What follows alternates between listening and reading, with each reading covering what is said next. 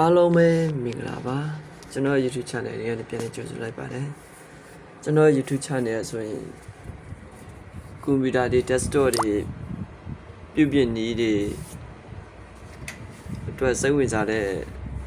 သူတွေအတွက်အရန်သုံးဝင်တဲ့ channel လေးတစ်ခုဖြစ်ပါတယ်နော်ဒါပေမဲ့ကျွန်တော်ဒီကွန်ပျူတာ channel လေးမှာလည်းကွန်ပျူတာသက်သက်တင်တဲ့ channel လေးတော့မဟုတ်ဘူးနော်အစုံဘုဒ္ဓတာနီးပညာတဲ့အစုံကျွန်တော်ဖြည်းချင်းတင်သွားပေးမယ်တင်သွားပေးတော့ဗောနော် channel လေးဖြစ်ပါတယ်ကွန်ပျူတာနဲ့ပတ်သက်နေတော့ကျွန်တော်တို့ကွန်ပျူတာတွေဘယ်လိုလုပ်ရလဲဘယ်လိုပြင်ရတယ်ဘယ်လိုမျိုးထည့်ရတယ်ဆိုတာအစားကျွန်တော်တင်ပြပေးတဲ့ channel လေးဖြစ်ပါတယ်နော် desktop ဆိုရယ် desktop စင်နီးတွေအစားကျွန်တော်ဖြည်းချင်းတင်သွားပေးမယ့် channel လေးဖြစ်ပါတယ်ဟုတ်ကဲ့ကျွန်တော်အခုပြောပြမှာတော့ကျွန်တော် YouTube ရဲ့ဒီကာဘာတမ်မီထဲဒီထဲနီကိုကျွန်တော်ပြပေးဖို့ဖြစ်ပါတယ်เนาะဒီ YouTube channel အသစ်ထောင်တဲ့လူတွေအတွက်တမ်မီဘယ်လိုထည့်ရလဲဆိုတာကိုကျွန်တော်ဒီပြပေးမှဖြစ်ပါတယ်เนาะဟုတ်ကဲ့ကျွန်တော်အဲ့ဒါဆိုရင်ကျွန်တော်တို့တမ်မီပုံရှာမှာဟုတ်ကဲ့ကျွန်တော် Google ဘက်ကိုလာမယ်ခဏစောင့်ပြီเนาะဒီမှာကျွန်တော်ရေးထားပြီးသားဆိုတော့ဒီကနေယူရရတယ်เนาะဒီကနေပြီးတော့ဒီမှာအများကြီးရှိတယ်နော်ကိုလူချင်းတဲ့ပုံတွေရှာတောင်းလို့ရတယ်နော်ဒီမှာ site တွေလည်းအများကြီးရှိ YouTube thumbnail site ဟိုအလွယ်ကူဆုံးဆိုရင်တော့ကျွန်တော်တို့ Canva ကိုတောင်းတာကောင်းဆုံးပေါ့နော်အများအပြည့်တရားရာခိုင်နှုန်းကျွန်တော်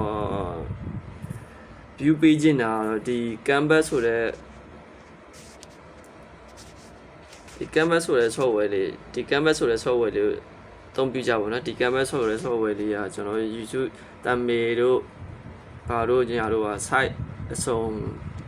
ပုံမှန်ရှိပြီးသားပေါ့နော်ကိုကပုံလေးတွေဒါရွေးချယ်ပြီးတော့အသုံးပြရုံပါပဲเนาะဟုတ်ကဲ့ကိုကဒါပုံလေးတွေရွေးချယ်အသုံးပြရုံဟုတ်ပြီเนาะကျွန်တော်အဲ့ဒီ software တွေဝင်ပြမယ် Canva တွေဝင်မယ်အများအပြည့်တော့ကျွန်တော်တို့ဒီ YouTube Twitter တွေကတော့ဒီ Canva ကိုတော်တော်လေးသုံးများကြတယ်เนาะဘာဖြစ်လို့ဆိုသူကဒီမှာ site တွေအကုန်လုံးရှိတယ်เนาะလိုချင်တဲ့ site တွေဒီမှာ YouTube video ဆိုဘယ် site လဲ thumbnail ဆိုဘယ် site လဲเนาะဒီမှာဆိုတဲ့ site တွေချိန်လို့ရတဲ့ဟာတွေရှိတယ်ခင်ဗျเนาะဒီမှာ site တွေချိန်လို့ရတယ်အများကြီးဒီမှာ site ချိန်တဲ့ဟာတွေလည်းရှိတယ်သူကဒီ YouTube တဲ့ဒီ Canva ထဲမှာဆိုရင်တော်တော်လေးစုံတော့ဗောနော်တောင်းရတာတော်ကြီးစုံတယ်ဒါမှ free ပဲရှိတယ်နော် pro ဆိုရင်ဘယ်လောက်တောင်းလို့အဆင်ပြေမလဲဆိုတာတွေးကြည့်ပါနော်ဟုတ်ပြီကျွန်တော်ဒီမှာရိုက်ရှာလိုက်မယ် YouTube thumbnail ဆိုပြီးခဏဆောင်နော်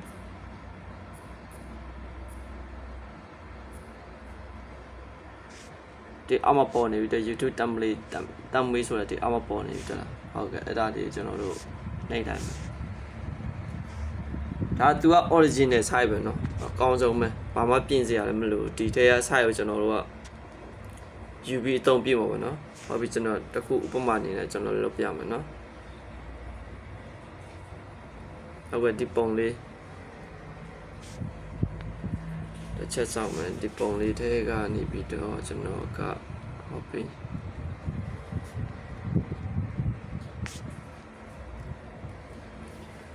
ဒီပုံလေးနဲ့ကျွန်တော်အသုံးပြအောင်ပေါ့နော်ဟုတ်ပြီဒီမှာကျွန်တော်တို့ကိုဖြတ်ကျင်တဲ့အရာတွေအော်တိုဖြတ်လို့ရတော့ပေါ့နော်ဒီမှာကျွန်တော်ဖြတ်မယ်ဆိုရင်ဟုတ်ကဲ့သူက original ပဲเนาะဖြတ်ကျင်ကျွန်တော်ဖြတ်မယ်ဒီမှာ delete လေးနှိပ်ပြီးတော့ဖြတ်မယ်เนาะဒီအကောင်လုံးကိုမကြိုက်တဲ့ဟာတွေအကောင်လုံးဖြတ်ထုတ်လို့ရတယ်เนาะသူကအကောင်လုံးလိုက်ဖြတ်ရင်မှကိုစိတ်ကူးတန်ရာလေးတွေတင်လို့ရမယ့်အရာလေးတွေပြန်ပြီးတော့လုပ်ပေါ့နော်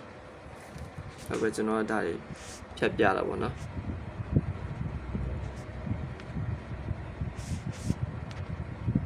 ဟုတ်ကဲ့ကျွန်တော်ဒါဖြတ်ပြတာเนาะအကောင်လုံးဖြတ်ပြီးပါတယ်ဒီ background တွေလည်းအကောင်လုံးပြောင်းရအောင်နော်ကိုစိတ်ကြိုက်ပြောင်းခြင်းနဲ့အရာတွေ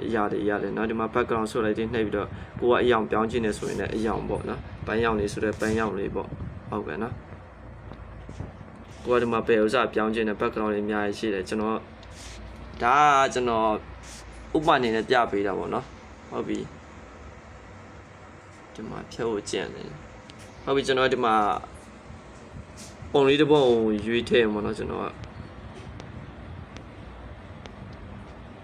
ခေးတဲ့နေပြီးတော့ဒီမှာကျွန်တော်လောက်ထားတဲ့အရာတွေပေါ့နော်ကျွန်တော်လောက်ထားတဲ့အရာတွေထည့်ကျွန်တော်ဒီမောက်ပုံလေးကိုရွေးထည့်လိုက်တော့မှာနော်ဒီမှာကိုယ့်ရဲ့ပုံလေးထည့်တယ်ရနော်ဒီမှာလေးနော်အဲ့လိုထည့်တယ်နောက်ဒီမှာစာသားရေးမယ်ဆိုရင်ဒီမှာကျွန်တော်တို့ text ဆိုတာလေးနှိပ်မယ်နော်နှိပ်ပြီးတော့ကျွန်တော်တို့ဒီမှာစာရေးမယ်ကိုရေးပေါ့အယောင်တွေလည်းမျိုးမျိုးပြောင်းလို့ရနော်ဒီကံဘတ်တံမှာတော်တော်လေးအဆင်ပြေတယ်ဟုတ်ကဲ့ဒီမျိုးလေးလုပ်ပြီးတင်ဒါကံဘတ်ကိုစရေးရအောင်နော်ကျွန်တော်တို့ဒီမှာဆေးဆိုတာလေးနှိပ်မယ်ကျွန်တော်တို့နော်ဆေးဆိုတာလေးနှိပ်ဒါကိုအကုန်လုံးပြီးသွားရင်တော့စာရေးပါထက်ပုံလေးပါထည့်ပြီးတော့ပြီးသွားလို့ရှိရင်ကျွန်တော်ကအဲ့ဒါကိုဆေးဆိုတာနှိပ်ပြဖို့အစားကျွန်တော်ပြပေးတာနော်ဟုတ်ကဲ့ကျွန်တော်ကဆေးလိုက်မယ်ခဏစောက်ပြီနော်ဟုတ်ကဲ့ဒီဥစားအပေါ်ထိပြည့်ပါလို့ရှိရင်အပုံကျွန်တော်တို့အပုံရရပါနော်ဟုတ်ကဲ့အပုံတိုက်တိပေါ့တရားဆိုအပုံကျွန်တော်တို့ကဝင်သွားပြီနော်ပုံဝင်အဲ့ဒါဆိုကျွန်တော်တို့ YouTube မှာတင်ဖို့အတွက်ကျွန်တော်တို့သွားမယ်နော် YouTube မှာကျွန်တော်တို့တင်မယ်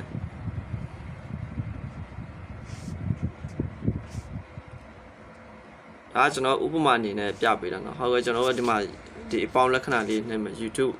ဗီဒီယိုတင်မယ်ဆိုတော့ဒီအပေါင်းလက္ခဏာလေးနှိပ်မယ်နော်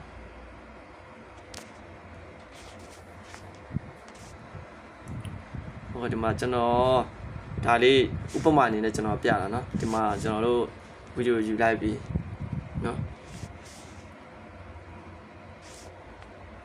ဟုတ်ပြီကျွန်တော်တို့အဲ့မှာကိုတင်မဲ့ဗီဒီယိုလေးကိုယူလိုက်ပြီပေါ့နော်ဟုတ်ကဲ့ယူရဲဆိုကျွန်တော်တို့10 minute ထဲမနေရဒီမှာပေါ့နော်ဒီမှာကိုဒီခဲတန်လေးကိုနှိပ်ပြီးတော့10 minute ထဲမနေရအောင်တွားရအောင်ပေါ့နော်ဟုတ်ကဲ့ကျွန်တော်ခုနလောက်ထားတဲ့10 minute ထဲမဲ့ပုံလေးတွေ့ယူမယ်နှိပ်မယ်ဟုတ်ပြီဒီမှာနော်ကျွန်တော်တို့ယူထားတာဟာလေးဟုတ်ပြီဒီမှာဒုံးဆိုတာလေးနှိပ်ပြီးတော့ဒီမှာဒုံးဆိုတာလေးနှိပ်မယ်နော်ဒီမှာဆိုကျွန်တော်တွေ့တာ10 minute ထဲလို့ပြီးပါပြီနော်ဒါလူများစိတ်ဝင်စားမဲ့စာလေးတွေပါလေးကိုရေးပြီးသားဖြစ်ရမှာအကောင်လုံးဒီမျိုးတမ်းမေးအကောင်လုံး PC လောက်ပြီးမှဒါကာဘာပုံလေးပြီးသွားပြီပေါ့နော်ဟုတ်ပြီဒီမှာကျွန်တော်ပို့တင်ဖို့ဆိုဒီမှာကျွန်တော်တို့ဒီမှာကိုတိုင်တဲရေးမယ်ကောင်းစင်ရေးမယ်ကိုဒီမှာပါဗီဒီယိုအကြောင်းကိုတင်မယ်ဆိုတာအစရေးပြီးတင်လို့ရတော့ပေါ့နော်ဟုတ်ကဲ့ကျွန်တော်အခုပြသွားပေးတာတော့ကျွန်တော်တမ်းမေး YouTube channel မှာတမ်းမေးလုပ်နေကိုကျွန်တော်ပြသွားပေးတာဖြစ်တော့ပေါ့နော်နောက်ပြီးတော့တမ်းမေး site တွေဘယ်လိုမျိုးစထောင်းလဲကျွန်တော် Chrome Mouse မှာလည်းကျွန်တော်ပြပေးထားပါတယ်နောက်ပြီးတော့ Canva ကိုဘယ်လိုမျိုးသုံးပြရလဲ Canva ထဲမှာ YouTube channel အတွက်အရင်အသုံးဝင်တဲ့ဟို link လေးတွေရှိတယ်ပေါ့နော်တမ်းမေး level အတွက်ကျွန်တော်တော့ Canva ကိုအသုံးပြုပါလို့ပဲကျွန်တော်ညွှန်ပြခြင်းပါတယ်ဟုတ်ကဲ့ကျွန်တော် YouTube channel လေးကိုကြိုက်နေတတ်တယ်ဆိုရင်လည်း like and subscribe လုပ်အားပေးကြပါအောင်လို့အားလုံးကျေးဇူးတင်ပါတယ်ခင်ဗျာ